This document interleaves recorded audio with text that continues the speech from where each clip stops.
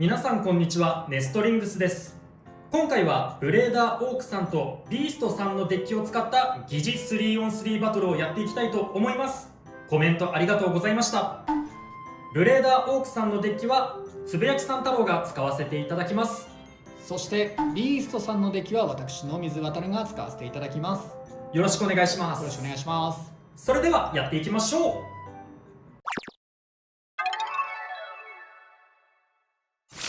それではシュートポジションを決めるじゃんけんをしていきたいと思います。最初はグー、じゃんけんぽい。あいこでしょ、あいこでしょ。たまにはこっちを選ぼう。ライトサイドで OK です。それではお互いのファーストベイ、せーの、じゃん。ドランソード 360F、 ヘルズサイズ 380B。 ファーストバトルレディーセット。3、2、1、ゴーシュ。さあ、ややラッシュ目に入れたが、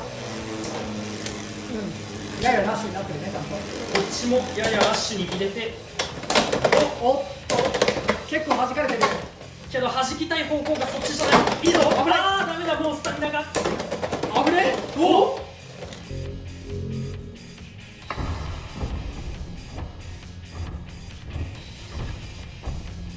危ねえ。おこれはバーストが先かな。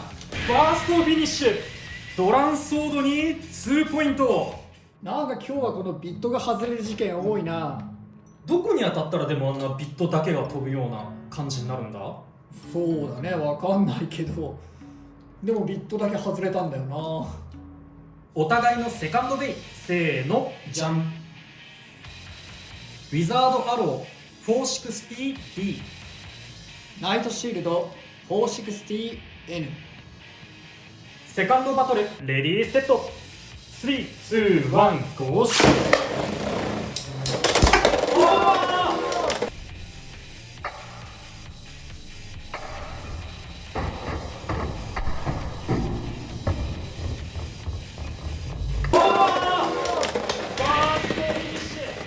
ウィザードアローに2ポイントということで 3on3 バトルの勝者はブレーダーオークさんです。やりました。いやー、綺麗に決められちゃったな。 3on3 バトルの勝敗は決まりましたが、最後までやっていきましょう。お互いのサードベイ、せーの、じゃん。ヘルズサイズ 480N、 ドランソード 360T。 サードバトルレディーセット。3、2、1、ゴーシュ。オーバーフィニッシュ。ドランソードに2ポイント。いやー、激しい戦いだったな。最後2ドルだよな。ちょっとやりすぎたかもしれん。というわけでブレーダーオークさんとビーストさんのデッキを使った 3on3 バトルが終わりましたが、いかがだったでしょうか。いやー、2連続バーストで負けてしまったのはちょっと申し訳ないなっていう感じがしますね。そうだね、こっちも1戦目はドランソードだからうまくいけばバーストとかもいけるかなって狙ってはいたんだけど、2戦目のウィザードアローの方もバースト取れたのがちょっと予想外で、ボールだもんね。ボールでうまくアタックが決まって2点取れたの大きかったな。いやー、そこがちょっと誤算だったなって感じかな。まあでも一番の誤算はやはりスピンで勝ったろって思ってたところからの謎のビットだけ外れ。そうね、あれビットだけ外れるってどういう状況なんだろうね。だって別に強く当たったとしてもあんまり外れないと思うんだけどな。ただだ取り付けが甘かったとかそういうことはなくて、しっかりはめてはいると思う。これが壊れてるとかそういうことはないと思うんだけどな。ちゃんと刺さってるし、別になんかそんなめちゃめちゃ悪い状態になってるわけではないと思うんだけどな。ちょっとこれは映像を見返してみて、今日何回か起こってるので、全部多分俺かな。なんで、一応ちょっと映像を見直してみて、もしかしたら俺がなんか悪いことしてるかもしれないし、アタックで飛ばされてエクストリームラインにビットが強くぶつかった衝撃とかなのかな。もあると思う。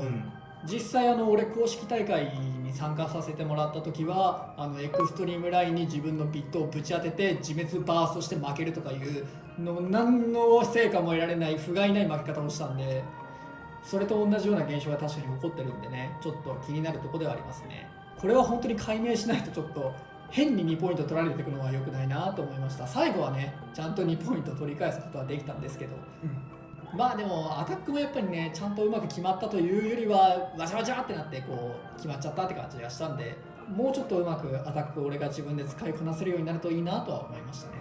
そうね、最後の3期目もね、こっちがニードルのビット使ってたから、もうちょっとシュートパワー下げて真ん中に落とす打ち方でも良かったなって終わってから反省してます。ニードルってさ、やっぱりこう接する場所が少ないからか知んないけど、個人的にはかなり滑りやすくて飛びやすいイメージがあるね。だからちょっと使いどころ難しいかなって感じがする。そうだね、真ん中に寄りやすいっていうところもちょっと難しいよね。ベイブレード X っていうこの作品に対して結構不利を背負ってるっていうとちょっと言い過ぎかもしれないけど、飛びやすくて真ん中に寄りやすいはかなりね、あと姿勢も崩しやすいっていうところでちょっとマイナスイメージが今のところ俺の中では先行しちゃってて、あんまり使わないかなっていう感じになっちゃってるね。だからこそこういうね疑似対戦とかでニードルのすごい使い方とか見れたら嬉しいなとは思うんですけどね。そうだね、いやでもこのヘルズサイズ B っていうねめちゃめちゃ強いカスタマイズがなんかよくわかんないけど倒せたっていうのはちょっと一つの巧妙かもしれないね。この後ね、その何回も繰り返していってどうやったらヘルズサイズ B に安定して勝つことができるかとかも見つけていきたいね。まああとドランソードはやっぱりそのヘルズサイズ B に対するメタとしては活用できると思うから、やっぱりねこうスタミナで勝てないなら飛ばすかバーストするかみたいなね、もあるんで結構ねそういうデッキの順番ってのも大切になってくるのかなって思いましたね。やっぱ序盤に高得点取っちゃうともうそのまま試合が終わっちゃうので、例えばアタックタイプは序盤に入れるとか、あるいはそれを警戒してディフェンシブなベイを序盤に入れるとか、結構そういう読み合いみたいなところもあって面白いのかなと思いました。ということで、この動画が良かったらグッドボタンとチャンネル登録をよろしくお願いいたします。それでは次の動画でまた会いましょう。バイバーイ。バイバーイ。